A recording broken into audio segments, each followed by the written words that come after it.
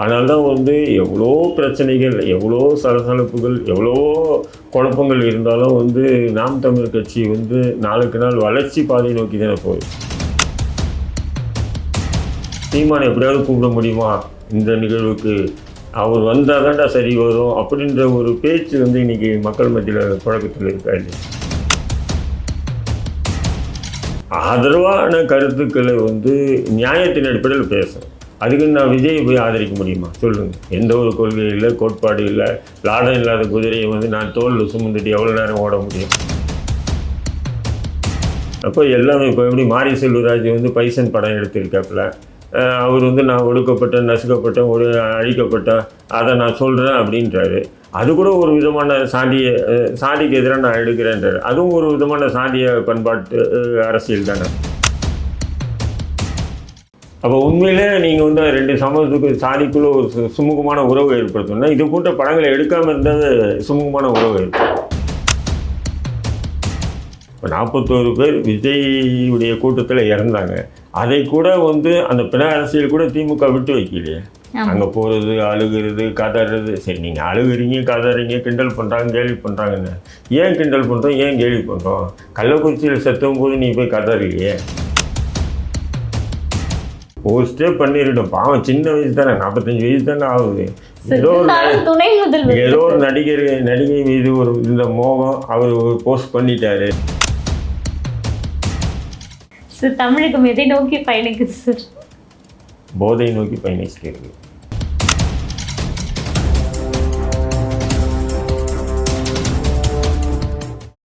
அனைவருக்கும் வாழ்த்துக்கள். நான் உங்கள் கடா ரஹீம். கலங்கரை வலைதள தொலைக்காட்சியில் தொடர்ந்து அரசியல் மற்றும் சமூக விஷயங்களை பேசி வருகின்றேன். ஆகையினால் நீங்கள் அனைவரும் பின்தொடர்ந்து சப்ஸ்கிரைப் செய்யுங்கள் என அன்புடன் கோருகின்றேன். கலங்கரை சொந்தங்களுக்கு அன்பு வணக்கம். கலங்கரை நிகழ்ச்சிக்கு உங்களை வரவேற்பதில் மகிழ்ச்சி. இன்று நம்மோடு நேர்காணலில் இணைந்திருப்பவர் இந்திய தேசிய லீக் கட்சி நிறுவன தலைவர் தடா ரஹீம் அவர்கள். வணக்கம் சார். வணக்கம் சார். இப்போ சூழலியல் அரசியல் அப்படின்ற ஒற்றை விஷயத்தை மையப்படுத்தி நாம் தமிழர் கட்சி பயணிக்குது. இது வந்து தேர்தலுக்கான ஒரு அரசியல் தானா அப்படின்ற கேள்வி எல்லாருமே வைக்கக்கூடிய ஒரு. எல்லாமே அரசியல் தான், தேர்தலுக்கான அரசியல் தான். நேரடியான தேர்தலுக்கான அரசியலாக இருக்கலாம், மறைமுகமான தேர்தலுக்கான அரசியலாக இருக்கலாம். அதுவும் தேர்தலுக்கான அரசியல் தான், ஓட்டுக்கான அரசியல் தான். எந்த மாற்று கருத்தும் இல்லை. நாம் தமிழ் கட்சி முன்னெடுக்கிறதோ அதுதான். புரியுதுங்களா? அதே நேரத்தில் வந்து ஒரு விழிப்புணர்வுடன் கூடிய ஒரு எழுச்சியை தமிழகத்தில் தமிழ் தேசிய சித்தாந்தத்தோடு உருவாக்கணும் என்பது தான் நாம் தமிழ் கட்சியினுடைய கொள்கை. அதனால்தான் வந்து எவ்வளோ பிரச்சனைகள், எவ்வளோ சலசலப்புகள், எவ்வளவோ குழப்பங்கள் இருந்தாலும் வந்து நாம் தமிழ் கட்சி வந்து நாளுக்கு நாள் வளர்ச்சி பாதையை நோக்கி தானே போகுது. நம்ம நினச்சிக்கலாம், இவன் விலகிட்டார், அவர் விலகிட்டார், அவர் விலகிட்டார், அவர் வந்து சீமானை குறை சொல்கிறார், இவரு கூடவே இந்த சீமான் விலகிட்டு குறை சொல்கிறார். 1000 இல்லை, லட்சம் பேர் குறை சொல்லலாம். ஆனாலும் வந்து நாம் தமிழ் கட்சிக்கு ஒவ்வொரு நாளும் வந்து மக்கள் மத்தியில் ஆதரவு கூடிட்டாங்க. நம்ம யதார்த்தத்தை சொல்கிறேன். நான் நாம் தமிழ் கட்சியை சார்ந்தவன் இல்லை. நடுநிலையாக பார்த்தேன்னு சொன்னால் அந்த ஒரு எதிர்பார்ப்பு இருக்குது. எந்த ஒரு விஷயமா இருந்தாலும் சீமான் வரட்டும் அப்படின்ற ஒரு பார்வை தான் இன்றைக்கி இருக்குது. எதிர்கட்சிகள் வரட்டும், அல்லது ஆளுங்கட்சி வரட்டும், எம்எல்ஏ வரட்டும், சட்டமன்ற உறுப்பினர் வரட்டும், பாராளுமன்ற உறுப்பினர் வரட்டும் அப்படின்றது போய் நீ சீமானை எப்படியாவது கூப்பிட முடியுமா இந்த நிகழ்வுக்கு, அவர் வந்தால் தான்டா சரி வரும் அப்படின்ற ஒரு பேச்சு வந்து இன்றைக்கி மக்கள் மத்தியில் புழக்கத்தில் இருக்கா இல்லையா? அப்போ இதுவே நாம் தமிழ் கட்சி கிடைச்ச வெற்றி தானே பார்க்கணும். சார், இன்னொன்று, இப்போ நீங்கள் சீமான் அவர்களுடைய கொள்கையை, சீமான் அவர்களுடைய விஷயங்களை ஆதரித்து நீங்கள் அவங்களோட பயணம் பண்ணுறதுக்கான முக்கிய காரணம் என்னன்னு ஒரு கேள்வி இருக்குது சார். நான் ஒன்றும் பயணமே பண்ணலையே. இல்லை சார், நீங்கள் நிறைய கூட்டங்களில் அவருக்காக சப்போர்ட் பண்ணியிருக்கீங்க, விழிப்புணர்வை ஏற்படுத்துறீங்க. என்னுடைய அரசியல் ஆசான் பழனி பாபாவுடைய அரசியலை முன் வச்சு நான் அரசியல் பண்ணுறேன்.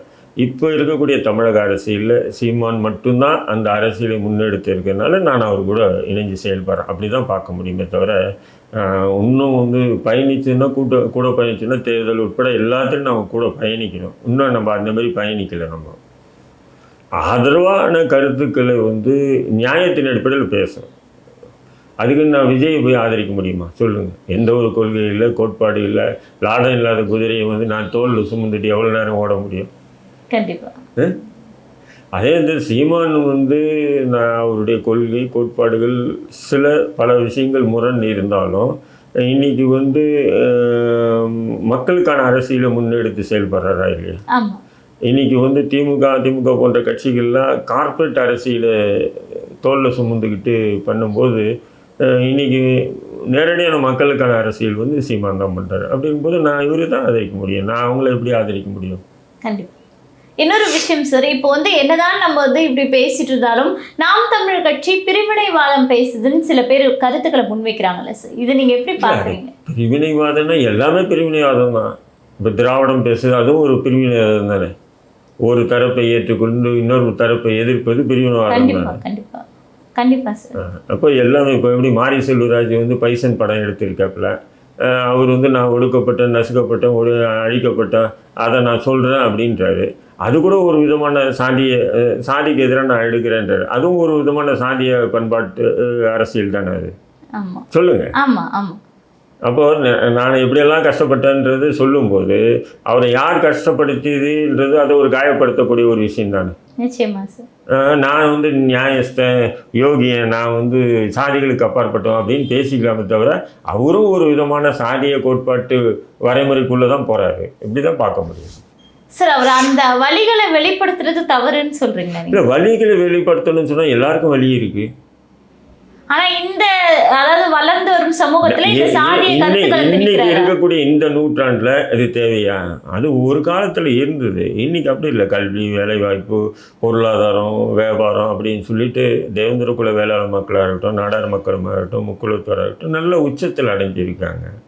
புரியுதுங்களா? இப்போ ஏன் அந்த பழைய கதைகள் பேசி பேசி நீங்க பணம் சம்பாதிக்கிறீங்க சார்? இருந்தாலும் சாதிய ஆதிக்கம் இப்போ இருக்குல்ல சார், இருக்கக்கூடிய சாதிய ஆதிக்கத்தை என்னைக்கு நீங்கள் முறியடிக்க முடியும்? நீங்கள் இது போன்ற படம் எடுத்தால் சாதிய ஆதிக்கம் ஒழிஞ்சிடுமா? நான் கேட்குறேன். இது போன்ற படங்கள் எடுத்து நீ சம்பாதிச்சு நீ நல்லா இருக்கலாம். நீ 2 கோடி ரூபாயில் காரில் சுற்றுற, இப்போ இன்னும் 4 படம் இதேமாரி எடுத்தேன்னா 10 கோடி ரூபாயில் காரில் சுற்றலாம் நீ. புரியுதுங்களா? ஆனால் சாதியை ஒழிக்க முடியுமா? முடியாது. அப்போ நீ ஏதோ ஒன்று இலக்கை அடையணும்னு சொல்லிட்டு நீ அதை வச்சு வியாபாரமாக பார்க்குறேன். நான் அப்படி தான் பார்க்குறேன். நான் மாரி செல்வராஜ் வியாபாரமாக பார்க்குறப்ப, ஏன்னா அதில் நல்ல லாபம் கல்லா கட்டுது. அந்த பழைய கதையை பேசணும்னு சொன்னால் நல்லா கல்லா கட்டுறதுன்றதுக்காக கட்டுறீங்க. வேறு என்ன உங்கள்கிட்ட ஒரு மாற்றம், ஒரு பகுத்தறிவு, ஒரு விசால பார்வை எதுவுமே உங்கள் தெரியலையே அந்த படங்கள் மூலம். திரும்ப திரும்ப படியேறும் பெரும்பால், அப்புறமா மன்னன், இப்போ இது இன்னும் இது போல் எடுத்துக்கிட்டே இருப்பேன்றாரு. அப்போ உண்மையிலே நீங்கள் 2 சமூகத்துக்கு சாதிக்குள்ளே ஒரு சுமூகமான உறவு ஏற்படுத்தணும்னா இது போன்ற படங்களை எடுக்காமல் இருந்தால் சுமூகமான உறவு ஏற்படும். ஒரு காலம் அவர் இன்னொன்று என்ன சொல்கிறார், நான் எடுத்ததான் சாதி படம்ன்றாங்க. இதுக்கு முன்னாடி தேவர் மகன் வரலையா, அது வரலையான்றாரு. தேவர் மகன் வரும்போது எதிர்ப்புகள் வந்துட்டு தான் இருந்தது. ஆனால் இன்றைக்கி இருந்த மாதிரி சோசியல் மீடியா அன்றைக்கி இல்லை. இன்னைக்கு சின்ன சின்ன பையன் கூட அவனுடைய கருத்தை சோசியல் மீடியாவில் வெளிப்படுத்திட்டான். அதனால் பெரிய உதாரணமாக தெரியுது. தேவர் மகன் வரும்போது அந்தளவுக்கு சோசியல் மீடியா இல்லை. இருந்திருந்தால் அதையும் கிழிச்சு தொங்க போட்டிருப்பாங்க. உண்மையே இல்லைங்களா? சும்மா திரும்ப அப்போ வந்தது அதெல்லாம் எதிர்க்கல, நான் எடுத்தால் தான் எதிர்க்கிறாங்க அப்படின்னு சொல்கிறது. அப்போது ஏதோ ஒரு பக்கத்தை ஆதரித்தா இன்னொரு பக்கத்தை எதிர்க்க வேண்டிய நிலைக்கு தள்ளப்படுறாங்க. அதனால் நாம் தமிழர் கட்சி மட்டும்தான் பிரிவினைவாதம் பேசுகிறேன். எல்லாரும் பிரிவினைவாதத்தை முன்னெடுத்து தான் அரசியலை கொண்டு போகிறாங்க. ஆனால் இந்த வார்த்தையை குறிப்பிட்டு இந்த கட்டமைப்பை உருவாக்குவதற்கான காரணம் என்ன சார்? அதாவது பேசக்கூடியவர்கள் இந்த மாதிரி இந்த கட்சி இருக்குது அப்படின்ற ஒரு நரேட்டிவ் செட் பண்ணுவதற்கான காரணம் என்ன சார்? இல்லை, நரேட்டிவ் செட் பண்ண அவங்க அப்படி தான் பண்ணுவாங்க. ஏன்னு சொன்னால் ஒரு சித்தாந்தத்தோடு ஒரு கட்சி அரசியலை முன்னெடுக்கிறாங்கன்னா நிச்சயம் அதுக்கு எதிர்ப்புகள் இருக்க தானே செய்யும். எதிர்ப்புகள் இருந்தால் தான் அந்த கட்சிக்கும் பலம். அது எதிரியே இல்லாமல் நான் வெற்றி பெற்றேன்னு சொன்னால் அது சுவாரஸ்யமாக இருக்காது, வெற்றி பெற்ற மாதிரி ஆகாது இல்லையா? அதனால் தமிழ் தேசிய சித்தாந்தத்தை முன் வச்சு அரசியல் கொண்டு போகிறாருக்கும் போது அப்போ அதுக்கு எதிரிகள் இருக்க தான் செய்வாங்க. அது இருக்காங்கன்றதுக்காக நம்ம ஒதுங்கிட முடியாது. இன்னொன்று சார், உதயநிதி அவர்கள் தற்போது களத்தில் தொடர்ந்து இந்த மழை சம்பந்தப்பட்ட அந்த ஆய்வுகளில் மேற்கொள்கிறாரு அப்படின்னு டெய்லி சன் நியூஸில் 24 மணி நேரம் நியூஸில் அவரை தான் காட்டிகிட்டு இருக்காங்க. இன்னொரு பக்கம் அவர் இன்ஸ்டாவில் ஒரு ஆக்டருடைய மாடல் போஸ்ட்டை ரீபோஸ்ட் பண்ணியிருக்காரு. இதை மக்கள் பேசாம இருக்கணும்ன்றதுக்காக தான் இவர் வந்து களத்துல டெய்லி சன் நியூஸ் இவரை காட்டிட்டு இருக்காங்க, உழைப்பது போல அப்படின்ற மாதிரி ஒரு விஷயம் பேசுறாங்க. இது எப்படி பாக்குறீங்க சார்? உண்மைதான், நிறைய வந்து போட்டோஷூட் தான் நடக்குது. இன்னைக்கு நல்லா புரிஞ்சுக்கிட்டாங்க. இன்ஸ்டா உட்பட சோஷியல் மீடியாவில் வந்து வீடியோக்களை நம்ம போட்டுட்டு இருந்தால் அது வந்து ட்ரெண்ட் ஆக்கலாம். அது போயிட்டு பாதிக்கப்பட்ட மழை நீர் தேங்கி இருக்கு, அங்கே போய் முதல்வர் போனார். ஒன்றும் இல்லை, நேற்று மட்டும் வந்து பார்த்தீங்கன்னா கலைஞர் டிவியில் தான் போடுறான், 2,80,000 பேருக்கு சோறு கொடுத்தேன் அப்படின்னு. அந்த அளவுக்கு மழையே பெய்யல, பசியும் பட்டினியோட சென்னையில் எங்கேயுமே இல்லை.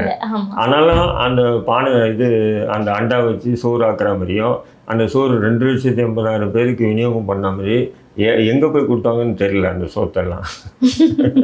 ஏன்னா அந்த அளவுக்கு ஒரு மழையே வரல. எல்லோ அலர்ட் தான் கொடுத்துருக்கு, எதுவுமே அமைக்கல. அப்படி இருக்கும்போது நேற்று ஃபுல்லாக வீடியோக்கள் சோசியல் மீடியாவில் வருதா இல்லையா? அப்போது இவங்க வந்து எப்படின்னு சொன்னால் திமுகவை பொறுத்தவரையிலையும் ஒரு விஷயத்து தெளிவாக இருக்காங்க. எந்த விஷயமா இருந்தாலும் தங்களுக்கு சாதகமான அரசியலே அவங்க முன்னெடுக்கிறாங்க. இப்போ 41 பேர் விஜயுடைய கூட்டத்தில் இறந்தாங்க, அதை கூட வந்து அந்த பிண அரசியல் கூட திமுக விட்டு வைக்கலையே. அங்கே போகிறது, அழுகிறது, கதறது. சரி, நீங்கள் அழுகுறீங்க, கதறீங்க, கிண்டல் பண்ணுறாங்க, கேலி பண்ணுறாங்கன்னு. ஏன் கிண்டல் பண்ணுறோம், ஏன் கேலி பண்ணுறோம்? கள்ளக்குறிச்சியில் செத்தும் போது நீ போய் கதறலையே. விமான சாகச நிகழ்ச்சி 7-8 பேர் செத்தாங்க, அப்போ போய் அவங்க வீட்டில் போய் கதறலையே. திடீர்னு இங்கே போய் கதறும் போது நம்ம எதிர்க்க வேண்டிய சூழ்நிலைக்கு தள்ளப்படுறோமா இல்லையா? உன்னை கிண்டல் கேலி பண்ண வேண்டிய நிலைக்கு தள்ளப்படுறோமா இல்லையா? இதுதான் நிலை. சார், இந்த ரீபோஸ்ட் ஆனது இல்ல சார், இந்த ஒரு ஆக்டருடைய போஸ்ட், அதுவும் துணை முதல்வருடைய அக்கவுண்ட்ல ஆயிருக்கு. நீ ஏன்டா அது திரும்ப ரீபோஸ்ட் அவர் போஸ்டே பண்ணிடணும். பாவம், சின்ன வயசு தானே, 45 வயசு தானே ஆகுது. துணை முதல்வர் ஏதோ ஒரு நடிகை மீது இந்த மோகம் அவர் போஸ்ட் பண்ணிட்டாரு, அதையே பெருசுப்படுத்திட்டு இருக்கிறேன்ற விட்டு போங்க, பாவம். சரி, இன்னொன்று டிவிகேவின் சார்பாக, அதாவது இன்ஸ்டா ப்ராப்ளம் ஒருத்தர் ஸ்பீட் அப்படின்றவர், அவர் வந்து தாய்லாண்டில் பயணம் செஞ்சுட்டு இருக்கும் போது தீபாவளி செலிப்ரேஷன் அப்போ 2 நபர்கள் டிவிகேவை சேர்ந்தவர்கள் வந்து டிவிகேன்னு கற்றுருக்காங்க. இன்னொன்று இந்தியா சீஃப் மினிஸ்டர் அப்படின்னு சொல்லி டிவிகே தளபதி அப்படின்னு சொல்கிற அந்த விஷயம் வந்து வைரல் ஆகிட்டு இருக்கு சமூக வலைத்தளம் முழுவதும். இது எப்படி பார்க்குறீங்க? எப்படி இதெல்லாம் என்னத்தை பார்த்து என்னத்தை பதில் சொல்கிறது? லூசு பசங்க, மென்டலுங்க, முள்ள மாதிரி முடிச்சவங்க எல்லாம் கூட்டமாக அங்கே இருக்கானுங்க. இதையும் செய்வானுங்க, இதுக்கு மேலேயும் செய்வானுங்க. அங்கே போய் டிவிக்கேன்னு சொல்லி கத்துறதோ இல்லை விஜயின் கத்துறதெல்லாம் என்ன லாபம்ன்ற? கண்டிப்பாக சார், ஒரு லாபமும் இல்லை. அது இந்தியா சீஃப் மினிஸ்டரா? ஆமாம், இந்தியா சீஃப் மினிஸ்டர். அது இந்தியாவுக்கு சீஃப் மினிஸ்டர், இந்தியாவுக்கு பிரைம் மினிஸ்டர் கூட இல்லை, இந்தியாவுக்கு சீஃப் மினிஸ்டர் தான். அடா பாவில, இப்படிப்பட்ட லூஸு பசங்களை வச்சுக்கிட்டு அவன் வந்து விஜய் என்னடான்னா நான் ஆளணுன்ற ஒரு இதில் அவன் ஏதோ மப்புல சுற்றுறான் போதையில். சார், தமிழகம் எதை நோக்கி பயணிக்குது சார்? போதை நோக்கி பயணிச்சிருக்கு. சமூக சீரழிவு அப்படின்றது திராவிட மாடல் ஆட்சியில் அதிகமாயிட்டு இருக்கு. இப்போ வந்து புதிய கட்சியும் அதே பொறுப்பற்ற ஒரு சூழ்நிலையில தான் பயணிக்குதா சார்? இல்லை, விஜய் வந்து வெர்ஷன் 1-2 தான் பார்க்க முடியும், திமுக 1-2 தான் பார்க்க முடியும். பெருசாக ஒரு மாற்றம், மண்ணாங்கட்டி, மயிறு இதெல்லாம் ஒன்றுமே இருக்காது. ஏன்னா அது அப்படியே ஜெராக்ஸ் காப்பியே தான் இருக்கும். பட்டு திமுகவை விட மோசமான கார்பரேட் அரசியலை வந்து விஜய் பண்ணுவான், திமுகவோட ஆபத்தான அரசியலை விஜய் பண்ணுவான். திமுகவை வந்து ஒரு கால் மக்கள் விரோதமான செயல்பாடுகளை மக்கள் எதிர்ப்பு தெரிவிச்சுன்னா கொஞ்சமாச்சும் செய்து கொடுத்து கேட்பாங்க. ஆனால் விஜய் அதை கூட கேட்க மாட்டான். 41 பேர் சத்தத்துக்கே கொம்புன்னு ஏதோ வாயில் ஏதோ வச்சுக்கிட்டு உட்காந்துருக்கான்னு சொன்னால் இவெல்லாம் என்ன மனுஷன்? சார், நடப்பு கால அரசியல் குறித்த பல்வேறு தகவல்களை பகிர்ந்துக்கிட்டீங்க, நன்றி சார். அனைவராலும் கைவிடப்பட்ட தமிழ் தேசிய இனத்தின் மக்கள் நாம் என்ற மேதகு அவர்களின் மொழியை உள்வாங்கி நம் மக்களுக்கு திசை காட்டும் வழிகாட்டியாக உருவாக்கப்பட்டதுதான் இந்த கலங்கரை ஊடகம். YouTube, Instagram, Twitter, Facebook, TikTok என அனைத்து தளங்களிலும் இயங்கக்கூடிய இந்த கலங்கரை ஊடகத்தை 195 நாடுகளிலும் வாழக்கூடிய தமிழ் மக்கள் சப்ஸ்கிரைப் செய்து தங்களுடைய பேராதரவை தர வேண்டும் என்று அன்புரிமையோடு கேட்டுக்கொள்கிறோம். நன்றி, வணக்கம்.